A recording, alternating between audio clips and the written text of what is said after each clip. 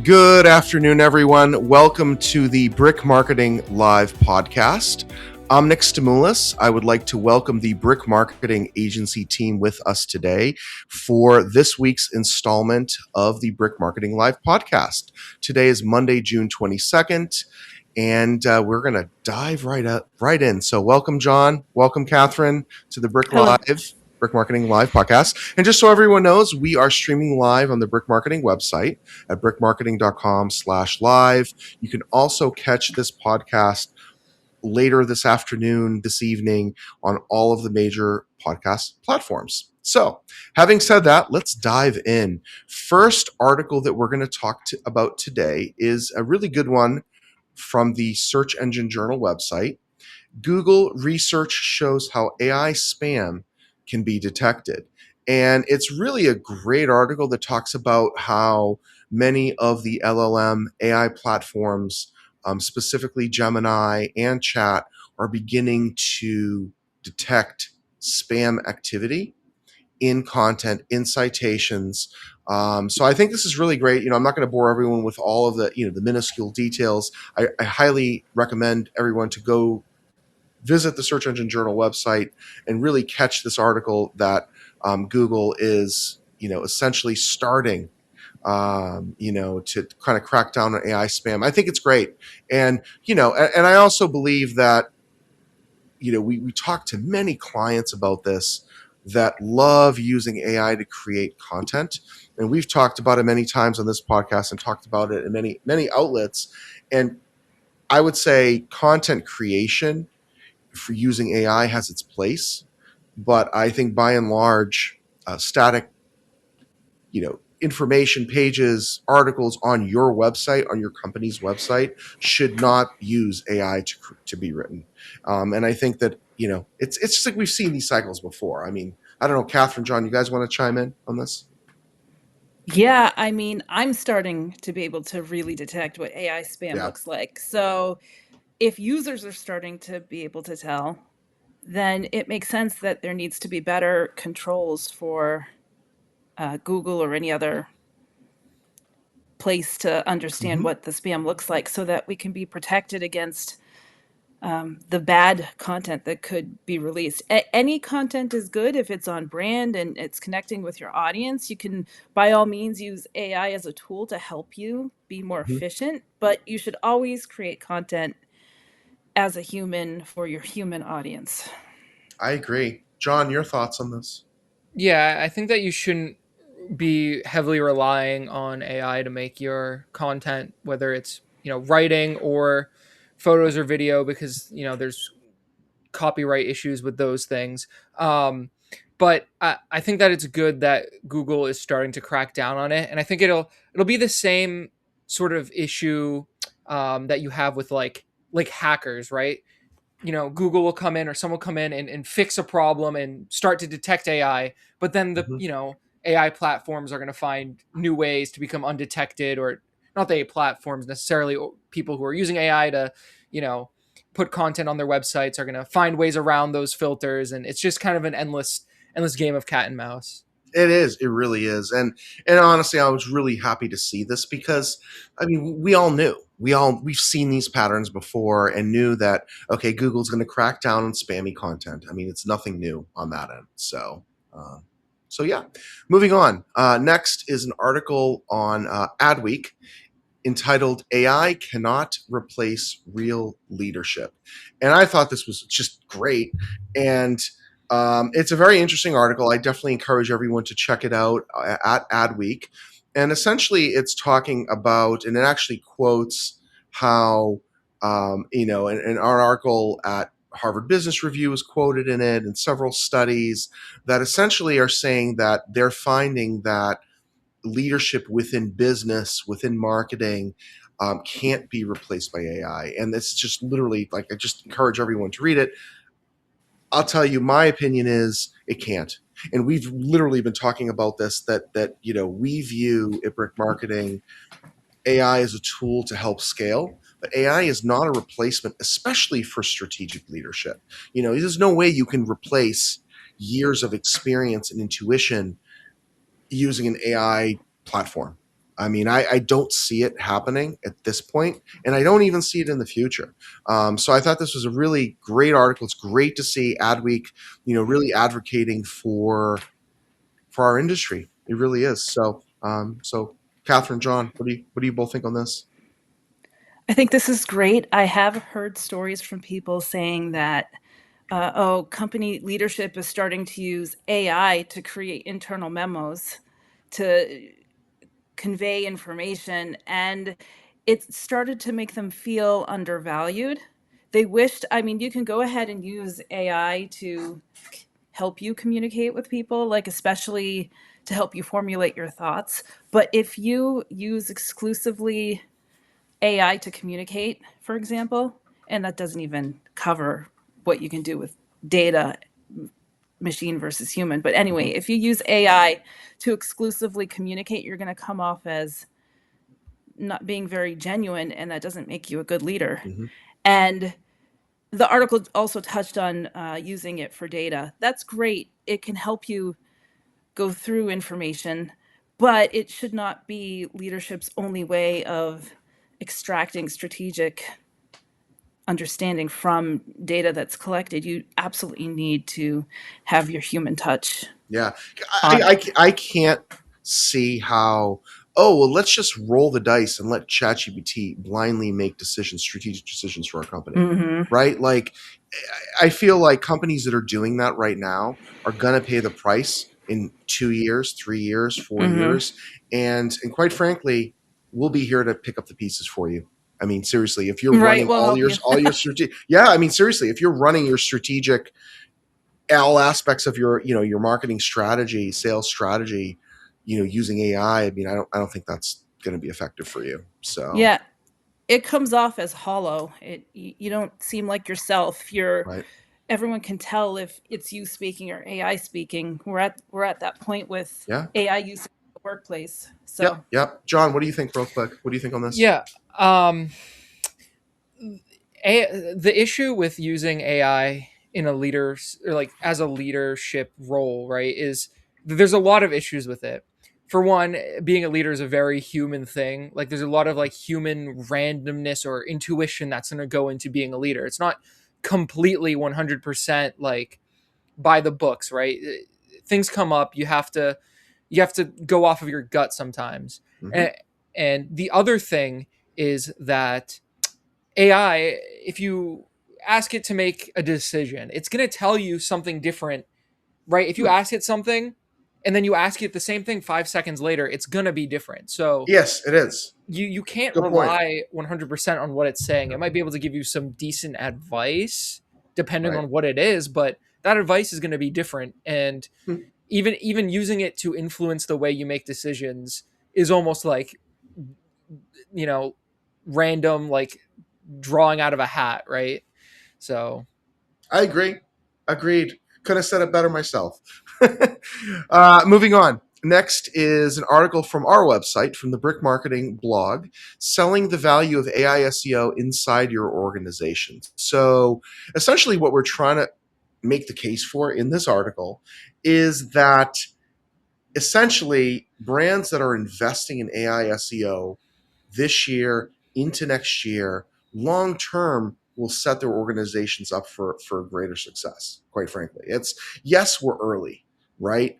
And I've heard this from many folks that that, oh well, let's see how it goes. This is not a wait and see scenario. I mean, do you want to wait for SEO to be completely changed before you start investing in AI SEO again?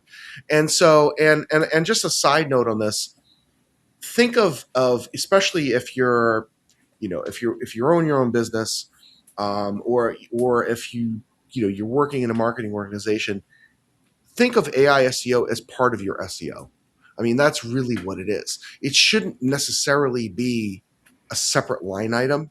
It should be part of, okay, this is a core strategic function of our marketing, of our digital marketing long term in growth. Traditional modern SEO with AI SEO. But I'll tell you, it's the time is to do it now and really to start investing in this, because businesses that wait, businesses that drag their feet, oh well, we can have AI manage it. That's another one that I've heard. All I can say is good luck. because AI is not, like we were just talking about AI not taking on a leadership role. It's the exact same thing for management of this type of a program. SEO, modern SEO, AI SEO, it's complex, quite frankly. You have your technical aspects. Sure, AI can help you with that. But then what about all of your marketing, right? The uniqueness of your marketing, your content marketing, building your brand, citations around your brand, both on-site citations and off-site citations. AI is not going to help you do any of that. So again, this is just what we're recommending. That this is really literally the time. This is the era to do it. Don't wait 2-3 years before you start investing in this. So, you guys have anything to add on this? Yeah. So the way I see it is search behavior has already changed, Yes. Yep. which means that if you haven't already started working on getting yourself visible in the AI platforms, you're starting to fall behind. What happens if you wait? Oh, this isn't in the budget until 2027. Right. Okay, well, you're waiting and waiting and waiting. Meanwhile, your competitors are already working on this. So Right. then you're going to put yourself into a situation where you're going to feel like you have to catch up. So don't catch up. Work on it now. Start now Right. rather than waiting. I agree. John, anything to Yeah, add? and it's just a fact that people are using AI platforms to look things up, whether you like it or not, right? It's there are people out there and they are using it to get their information. So it is valuable for yourself and your company to, start doing things that might help you get into those prompts, right? So I think that it's you need to be starting to look at what are like good AI SEO practices so you get in there. It's just the way that it is, and that's the way that search is going. Yeah, and another little note on this is yes, it's important to get started on it, but AI SEO isn't a checkbox. It's just like traditional SEO. It's right. It's not a checkbox where you set it, you leave it, and you move on to something else. It's an ongoing marketing strategic entity of work that needs to get done, but also is quickly changing. And so I think that that's another little thing is if you let's just say you optimize your site or you do something that will help your AI search now, there's a very good real not even chance probability that in 6 months or a year there's going to be a lot more work that's needed because this is it's a moving target right now. It's a changing marketing medium for sure. Moving on, a great article from Search Engine Land, how AI is merging paid and organic visibility. And essentially, this article talks about how, the old model was paid and organic, basically one search engine result, if you will. People would see your ad at the top or on the side, going back even further, and then you had your organic listings, blue links, people like to call them. But now, what Google Gemini now has Google Ads completely integrated. So we're seeing that accounts that are logged in to a Google Gemini account, even a paid Gemini account, or logged out of Gemini, are seeing Google Ads. And so this just goes to show you that moving forward, it's all about brand. It's all about one cohesive strategy. It's no longer do you need SEO, AI SEO, or content marketing, or social media, or email marketing, or digital branding, or digital advertising. You need all of it, and it needs to work cohesively as a strategy, as a unit. And this is literally what we're seeing, with Gemini. And of course, ChatGPT has, chat ads in beta that are running, that are accepting advertisers in beta, which is a very different program. But and even in Google Ads, you can't just run right now anyway, a Gemini account only, Gemini ad campaign only, and you can't target. It's very interesting to see how the targeting is done, where you're moving away from a keyword based to more intent based, brand based, answering questions based type approach. So it's interesting how that's happening. But the point of this article is it's now you're talking multi-channel and multifaceted. It's not one or the other. And this is behaving literally like we knew we would see ads in Gemini sooner than later, and it's sooner. It's now. It's happening. So, Catherine, John, you all want to chime in on this one? When AI first came onto the scene, the buzz was that it had killed search, it had killed SEO. Well, we know now that's not the case. It changed it changed our search patterns of behavior, and I feel like it's sort of a similar thing with the ad usage. Mm-hmm. How are the ads going to be displayed? All of that is adapting right along with the change, the visual change and the internal change in how the AI platforms are behaving. So just like all the big picture marketing elements have always been important, they're now more important than ever, including branding and everything else. So if you have all of your marketing in shape, you're going to naturally be able to go into this new era of paid advertising a little bit more seamlessly than if you had kind of ignored it or ignored the other elements. So I feel like this is the merging of paid and organic visibility is causing us to take a step back and say, is our marketing actually in place? Right. Because this is what's going to help you transition. Actual real marketing, right? So it's Mm, not a disjointed approach anymore, you know? mm, So, John, what do you think? I mean, yeah, we knew it was going to happen. We knew the AI Yeah. platforms were going to start, doing paid visibility. It was just a matter of time that it did happen. And honestly, in my opinion, it came a lot later than I was expecting. I would have expected them from day one to try and monetize as fast as they can, because as we know, AI right now is bleeding money, Right. and we'll see if it starts to get.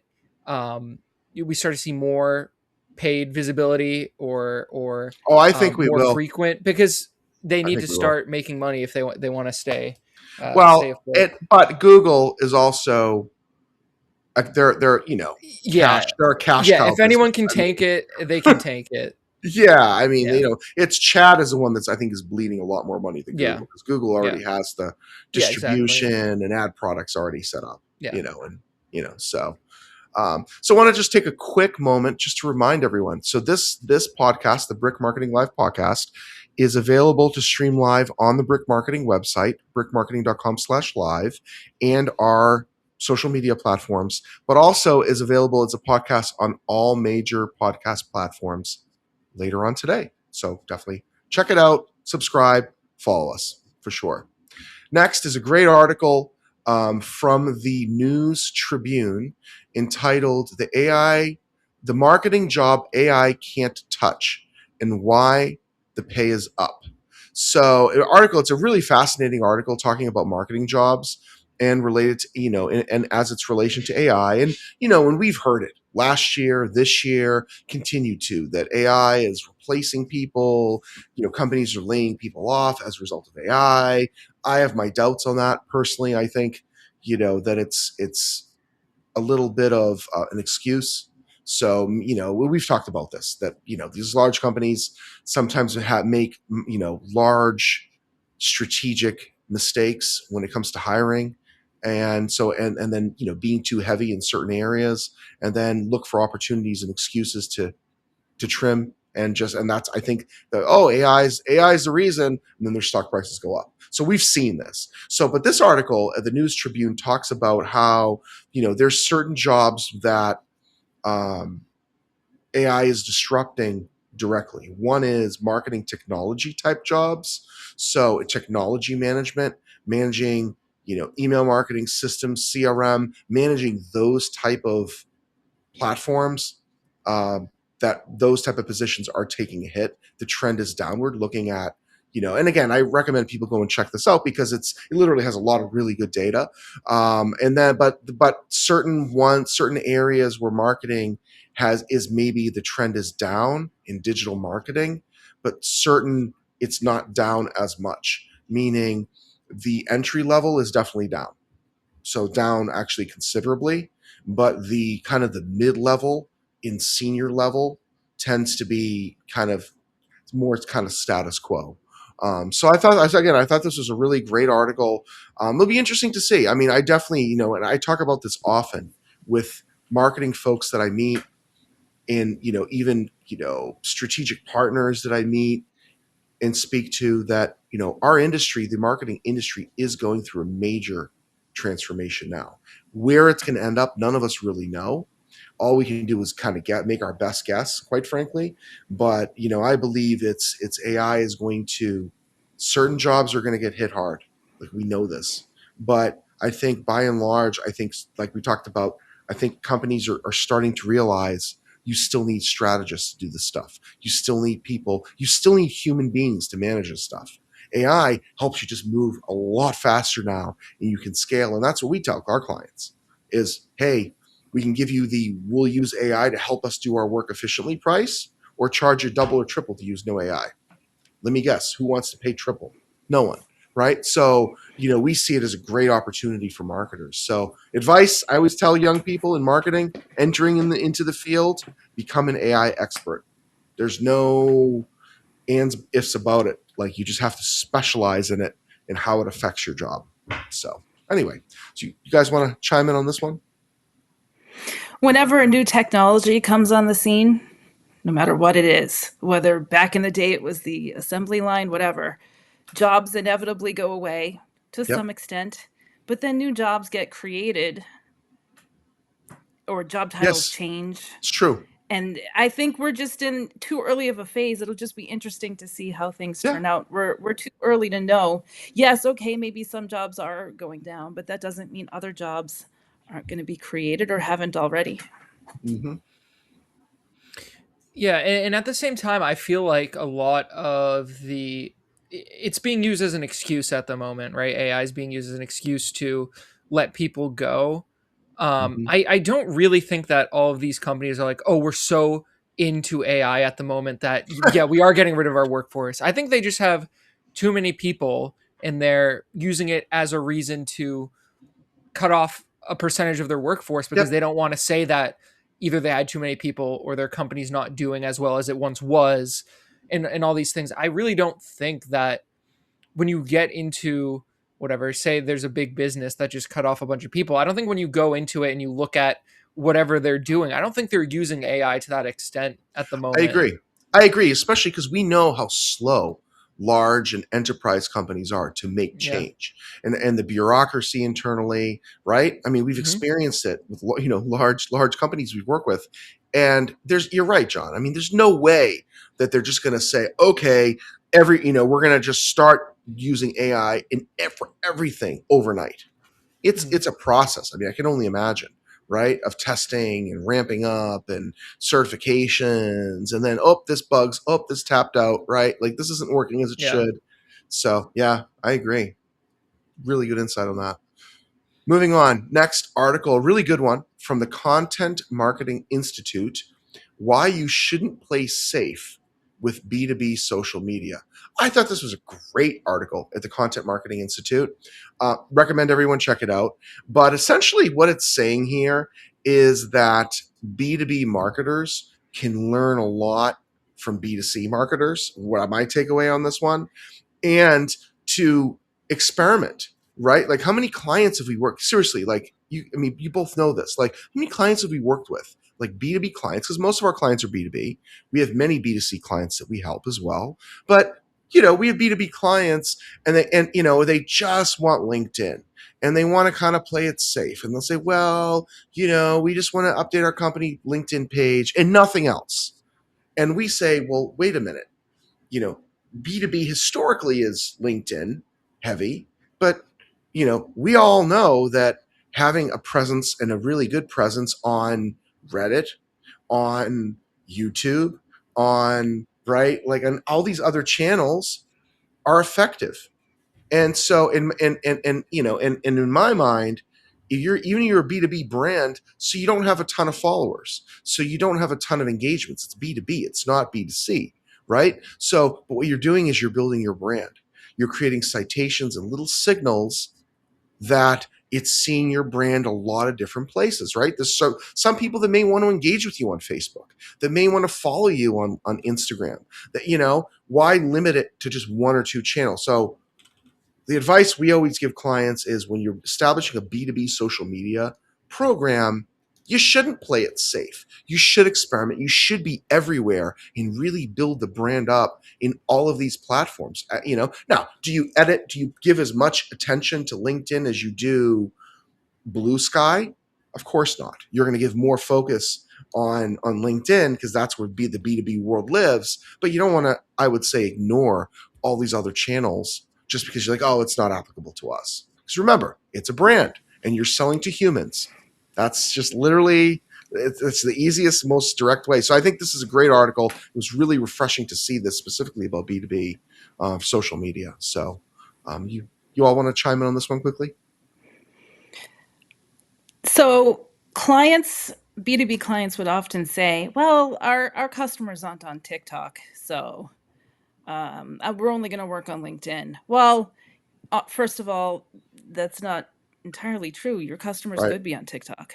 They may Exactly. not be on TikTok during the workday to try to find whatever you're doing, Right. but they're on TikTok. Pretty Right. much we all are now. Right. So take advantage of that.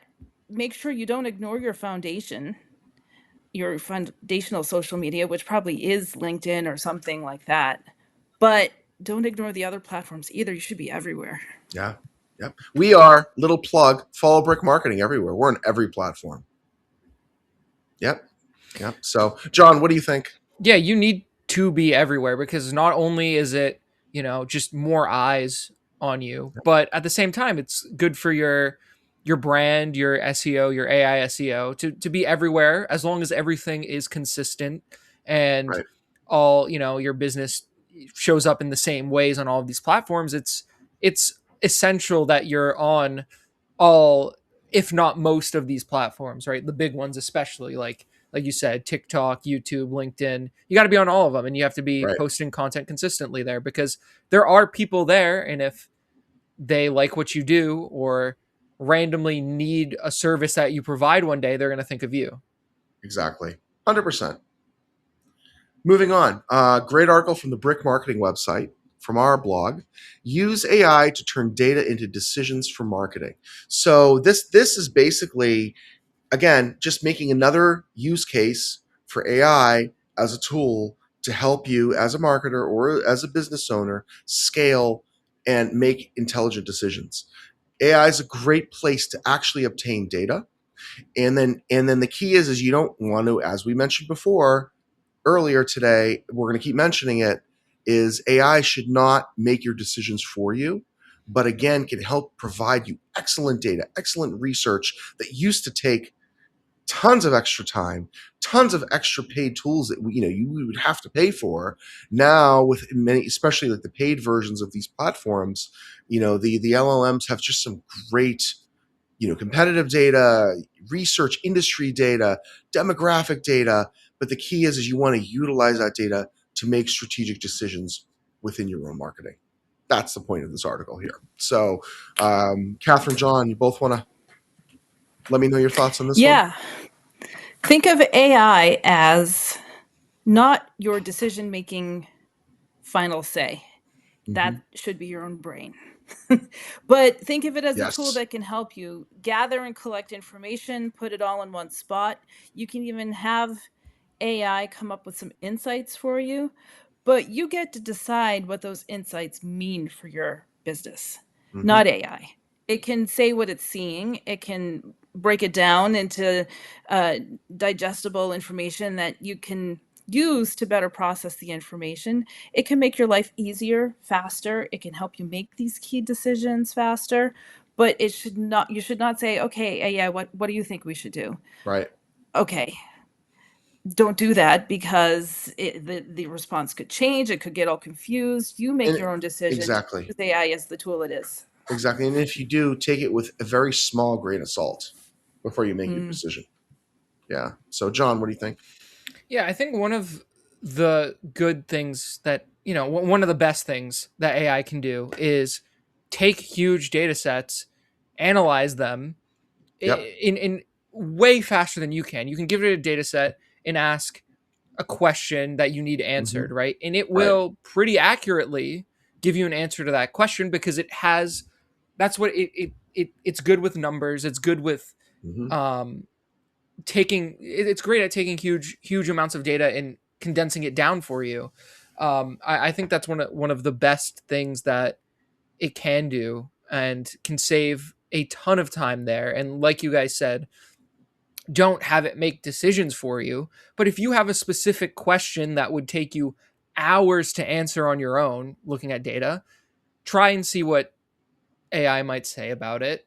It might not Right. be 100% accurate, but you'll get a good idea. As long as you know, as long as you're the human in the loop, you'll understand what it might have gotten wrong. Exactly. And I think that's great. Yeah. Yeah, absolutely. Moving on, great article from Search Engine Land. Google AI overviews cite self-serving listicles, but recommend competitors 69% of the time. So this is a really great article from Search Engine Land that essentially talks about there's a industry expert, Lily Ray, who basically conducted a study that found that Google cited brands' own listicles and AI overviews, yet excluded those brands from recommendations in most cases. So what that means is, so and again, this is something that we're seeing a lot of people do in our industry, quite frankly, and do for clients. I actually don't agree with this approach at all, personally. This is just my own Nick Stimulus, maybe not brick marketing. You both may agree with it. I don't agree with it. So, and which is coming up with a list comparing your company to all your competitors. So, and I've been challenged on this actually by some marketers. Actually, at the SMX conference, Catherine, that we were at, I had some marketers actually in that session where I spoke that were literally, I was going back and forth with on this one topic.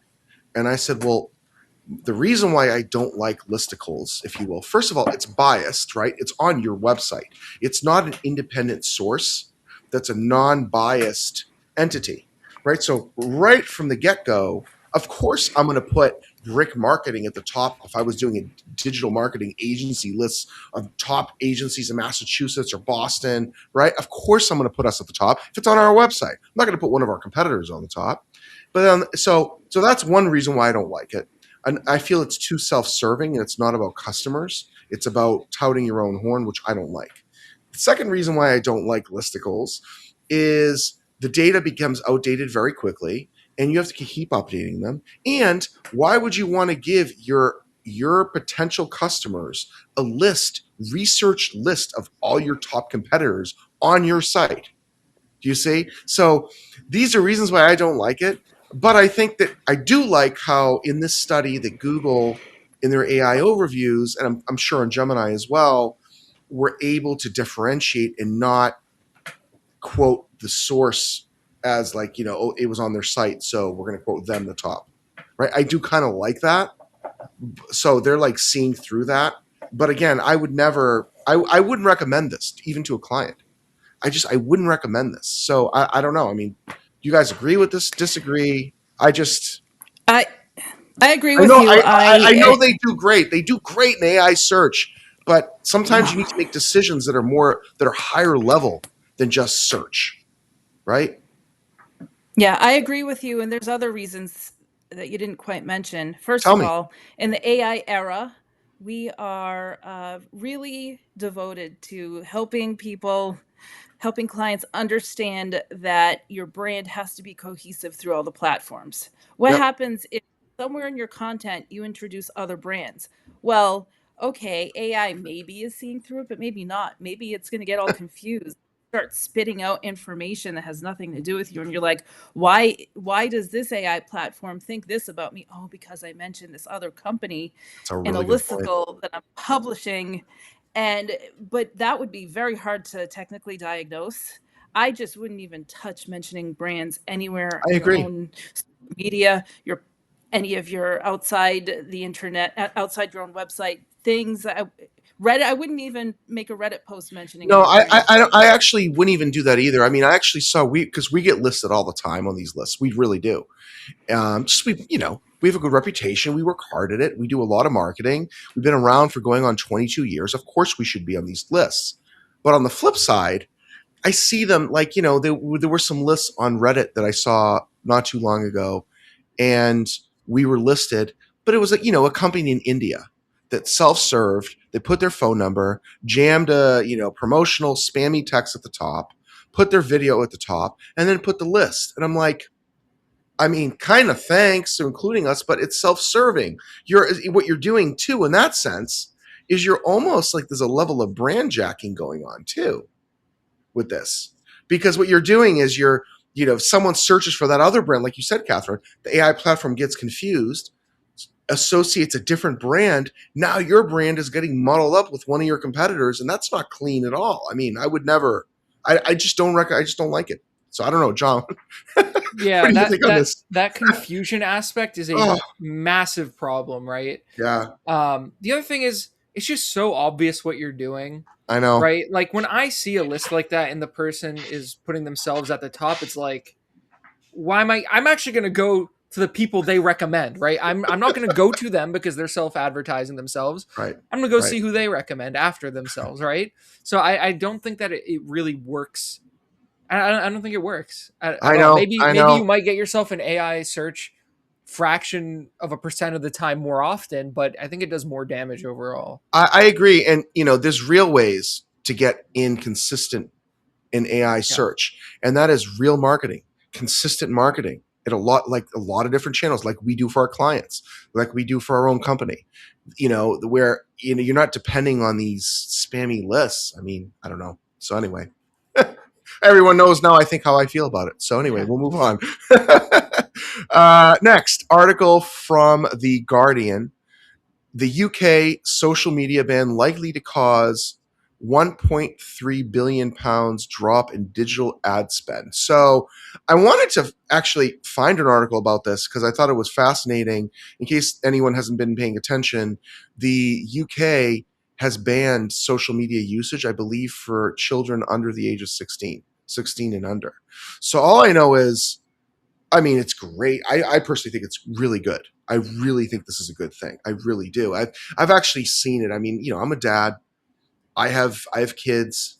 I have nieces and nephews. I mean, and so and I've actually read a lot of studies, and I've seen it where kids that are like have that. And it's one thing to have the screen, because there's no way you can shield someone from a screen. You just can't, right? But it's another thing to be actively engaged in a private social media account on any platform when you're 13, when you're 12, when the brain's really still developing, when you're trying to figure out who you are as a kid, let alone having to now deal with a whole, social media element of it, and so, but I've actually seen it, kids that don't use it tend to be, a lot better in a lot of cognitive ways later on versus, the kids that do, quite frankly.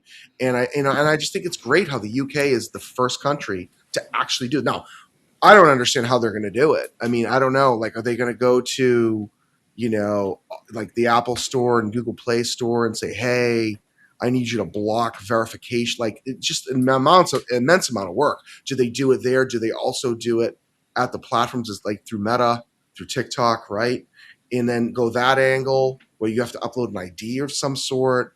Like, I mean, I think the sentiment is great, but it's going to be really hard to implement, especially now where it's like years after the cat's out of the bag, so to speak. Whereas what they should do now, honestly, is do the same type of thing for AI. Now's when you do it, when it's a starting newer entity channel. But to do it where, I mean, how old is social media now? Social media, maybe 20 years old. So you literally have a generation of kids that don't know what it's like to not have Facebook or Instagram or YouTube exist. Seriously. And so with AI, you could kind of catch it. So I don't know. I see a lot of things on this one. I mean, I think it's great that they're doing it. It'll be interesting to see what happens. I think it's also the $1.3 billion in drop in digital advertising spend. That angle is fascinating because I can't anticipate the social platforms being real happy about that. And how much money and brand, think about it, like, they'll use that data of young kids to instill brand identity kind of messaging for brands early, then that brand messaging will stay with that kid through their teenage years and the young adult years and being an adult and beyond. Seriously.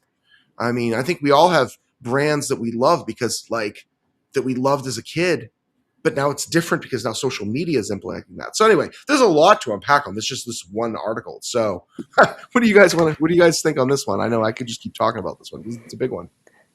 I'll give a different perspective. So I lived in Europe. I lived in Germany for 5 years. Mm-hmm. And it was all along the time that social media, it was for 3 years of it, it was in the 2010s. And I could tell by watching the media uh, all over Europe, including the UK, that there was an inherent distrust with the implications of social media and the internet in general on culture and society. And this type of thing has been in the news for a decade or more in Europe. So I find it interesting that the UK finally said, let's do this social media ban for certain age groups for children. And it'll be interesting to see if they can actually enforce it. I don't know. I don't know how that's going to work. I do know that it has achieved cross-party support. So I know Mm-hmm. that Starmer stepped down Right. today. Yes. That and he's the one that put this policy into effect. But it's actually a very popular policy that has a lot of support to it. So it'll be Yep. interesting to see how this pans out for them. Yeah. Yeah. John, what do you think? I think the idea is in the right place. I know that the way that it's gonna be done through verification is going to completely like strip you of any online anonymity or privacy, right? Because even already the writing was on the wall that this was going to happen, and YouTube has already implemented, they're using AI to sort of try and figure out who might be an underaged user, and if Mm-hmm. you are, they force you to put an ID in, right, already. So even people who are in their 30s and their 40s or even older, whatever, might get flagged somehow by the AI, and now they have to give up their their anonymity. They have to give their license or however Right. they whatever identification they have to these platforms. And maybe, okay, if it's YouTube and Google, you might feel safe giving them your ID, or they may already have it. But then what happens if you have to give it to Snapchat, right? Like Snapchat Right. is a Right. different entity completely. Do you Yep. know, are they trustworthy? Is whatever, right? I know. It adds a layer I know. of problems Yeah, and friction. that's a whole nother. I mean, John, that's a good angle because that's a whole nother can of worms that gets Yeah. opened up, you know. But I also feel like though that most people that use social media really don't care Hmm. because you know why I say that is you wouldn't be posting every minute of every part of Yeah. your life if you in your location and who you're with and when and why and your political views and all this stuff. You wouldn't do any of that if you cared about privacy. Yeah. That's my point on that. Anyway, we keep talking about this. Is a great topic, but we have other things we need to get to today. So, but this is a really good one. I think maybe we do a webinar about this topic. Honestly, you know, and Yeah. maybe we do something where we talk about it and because this is a really it's a big thing and I see a direct parallel honestly right now to AI for early days of social media, early days of AI. And it's kind of like, okay, if they're going to want to add some sort of guardrails for AI, this is the time to do it. Not 5 years or 10 years from now when AI might actually be smarter than all of us. Who knows? We don't know that. So, all right, moving on. Excellent article from the Brick Marketing website. AI search visibility beyond rankings. And the thing that's important here is we wanted to kind of strive with this article is for years it was always we would do this as a digital marketing agency. We've been professionally managing search campaigns, content marketing campaigns, PPC campaigns, all of that since 2005 as a company. And we for years we always used to hear clients, we would ask them, what are your goals, right? And they would say, oh, I want to rank for this keyword, I want to rank higher. But with AI search, the world has changed. It's not about ranking now. It's about pure visibility for your brand, your company, your products and services, and getting the right message out about your company that's cohesive. That's what's changed. So it's no longer about rankings. It's not even about what prompts are being used, because as we've been talking about, and we know this, prompts change, the end result changes. It's a learning mechanism. It's not always going to be the same. So it doesn't matter really what prompt you use, right? It's going to be different every time. But if your whole program, your entire digital marketing, your brand, your SEO, and your AI search and content marketing, everything is cohesive, now you're focusing on visibility. And that's really the point here, that rankings is not something that even should enter anyone's mind moving forward, quite frankly. So, Catherine, John, what do you both think on this one? Yes, so it has to do with how the two different ways of thinking about it extract information. SEO is from the search engines, and that's algorithmic, and all roads led to your website. Your website was the hub, it was the most Mm-hmm. important. But for AI, it's not algorithmic, and your website becomes one source of many, which means that your visibility should be number one. You need to be present on the public internet. You need to have a solid website. You Mm-hmm. need to have profiles up. Everything has to be in place. Press releases, guest articles on some other publication. All of it has to be online. And this is how AI finds you.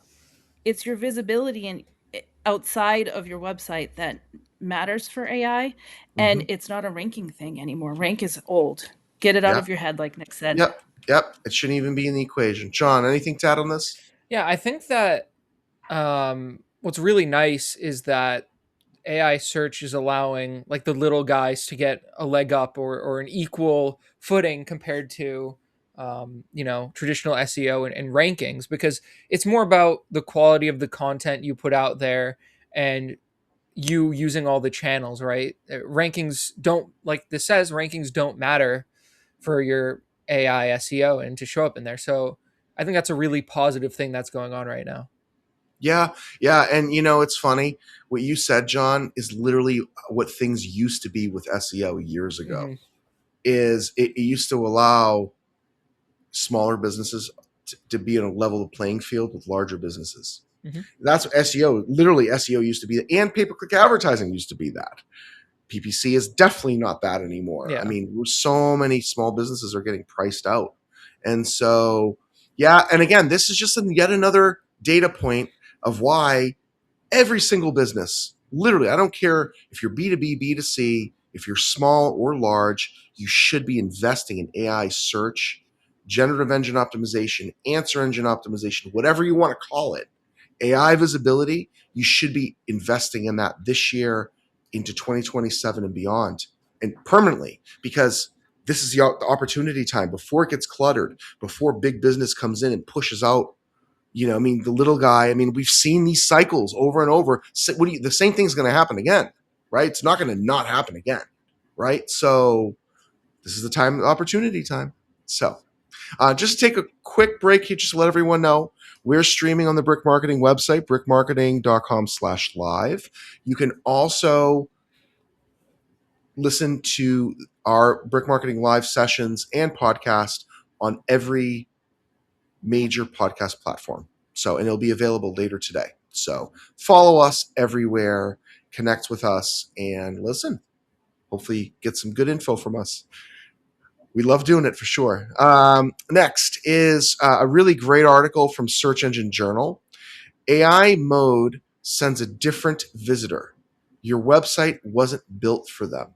I thought this was fascinating because, quite frankly, this is what I know the three of us have been talking for a while. And I know other members of our team, we talk about this all the time at our webinars, at our trainings, workshops, events we do, people we meet. We talk about this, that AI is bringing end of sales cycle type people, period. They're more researched, they're more deeper in their process. They're a little bit, not a little bit, they're a lot more informed than, let's just say, someone that clicks on an ad and is, we like to call looky-loos, people that just kind of check your site out and leave and abandon within 2-3 seconds. That's a looky-loo. Who are you? Oh, nope, that's for not me. And they leave, right? AI visitors tend to not do that. They tend to be more kind of end of funnel, basically, end of sales cycle. And so, but what this article is saying at Search Engine Journal is correct, is the modern websites really weren't built for this type of intent.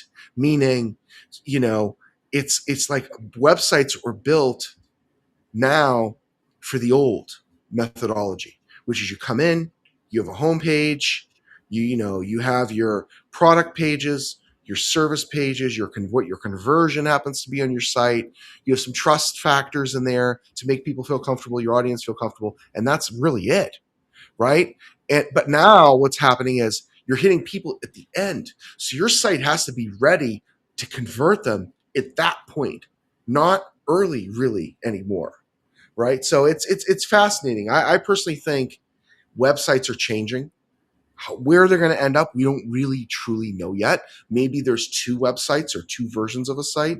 One that's for AI and AI bots and AI, and AI agents, and then you have another one that's for humans. It's about building the brand and communicating to your audience.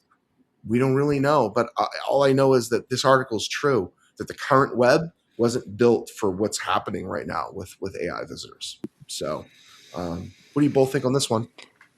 Yes, so I said during when we were talking about the previous article that all roads back then led to the website. What this Yep. really means is they were arriving in the old days of SEO on your site early in the sales cycle, which meant that your website needed to have information for them. Right. Now they're doing all of like a lot of their, if not all of their early sales cycle, even sometimes mid sales cycle information gathering off your website, meaning they're doing it in the AI platforms. They're doing it in other places that you're listed, like directory sites, Mm-hmm. whatever. So now what happened back then in the SEO days, maybe most of our websites were early mid sales cycle content with the late stage sales cycle maybe didn't even have a lot of content, or you just would rely on the sales team to pick it up from there. Now they're actually arriving mid to late, so now they need a whole different way of structuring the website. Well, Now they need yeah. all the content that they need for where they're at when they're showing up. Well, we used to see it, Catherine, right? Like we used Mm. to see like not generic, but like what is content, definition content, Mm. that's early sales cycle content. And then you would have an opt-in to a newsletter, opt follow in social media, and then you nurture the person over a long period of time. Your audience doesn't need to know the early stuff anymore. They don't. That's what AI is Mm-hmm. doing for people. If you want to, answer engine optimization and create content to maybe compete with AI answers on that end and get really early people, feel free. But that's not going to generate conversions for you. It's not in sales. It's not. So you have to stick, in my opinion, to that mid and late in everything that you do, mid and late now in your content, Yeah. your social media, your advertising and what your content looks like everywhere needs to be mid late. No more of the discovery early. Just let AI flesh the early stuff out. That's just my Mm-hmm. opinion. So John, what do you think on this? Your Yeah, thoughts? I'm not going to say too much because we talk about this all the time, We but do. I want to add that only or sorry, that the early cycle stuff only works if you are consistent with how you present yourself online. If you have Yep. any mistakes or any confusion when people are using, Chat GPT asking, for example, what are the best marketing agencies in Boston, and brick marketing comes up, it could have something wrong if you're not careful, right? Right. So you want to make sure that everything is consistent and correct online on wherever you're at, social media, your Google listings, whatever, so that when people do come in, they have the correct idea of who you are and what you do, so that they might not be confused, and otherwise, there could be confusion there. Exactly. Yep. 100%. So true. Next, moving on, Content Marketing Institute. Your website, your rules, why owned content still wins. I thought this was a great article, really great article at the Content Marketing Institute. And essentially, it's talking about, in a nutshell, how the best content is your owned content, your website. your assets that you own.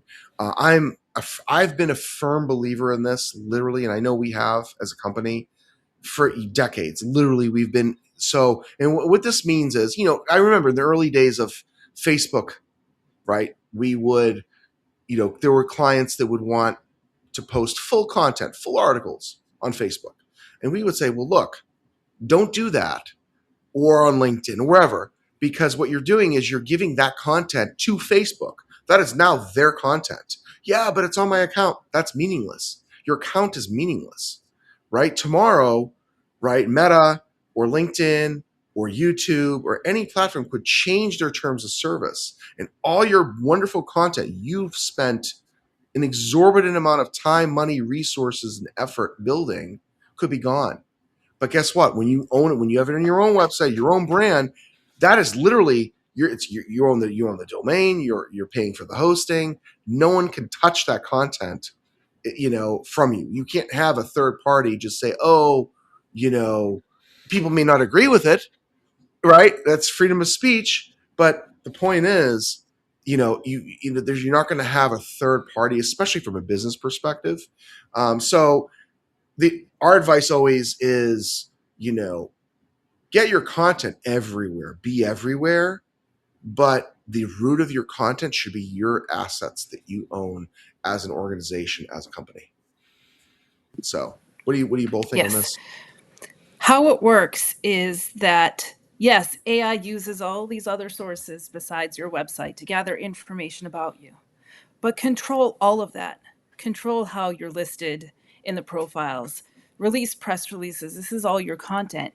Now, on the flip side, well, not the flip side, but to add to that, don't do this at the expense of working on the content on your own website. Your goal is to make your website the number one source of all the sources where your business is mentioned. Mm-hmm. That's what your goal should be. Yep. And in doing so, AI is going to say this is the most important source for this business. You want that most important source to be your website, not a listing somewhere. Absolutely. John, what do you think? Yeah, I mean, you bring up a great point of when your content is being hosted somewhere else. Who knows what change might be made on that platform to where something you were doing might somehow be against their terms of service now, even if you weren't doing anything necessarily bad, right? There could Mm-hmm. be, maybe they don't want pictures on posts anymore. Who knows? Something silly, right? And all that content gets deleted. Well, on your website, that's not going to happen, right? So you need to have your own website, and your all all of your content should also live there, so that if something happens, that still exists online and you can still get cited by AI, you can still get good traffic and all that. Yeah, absolutely. Absolutely.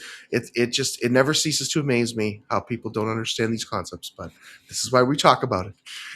Moving on. Wonderful article from Forbes, a Forbes website, Forbes.com, that essentially says surviving AI, the new era of B2B marketing. And so, really, what this article talks about is, there are things that AI, and again, like we talk a lot about, and we're going to continue to talk about it.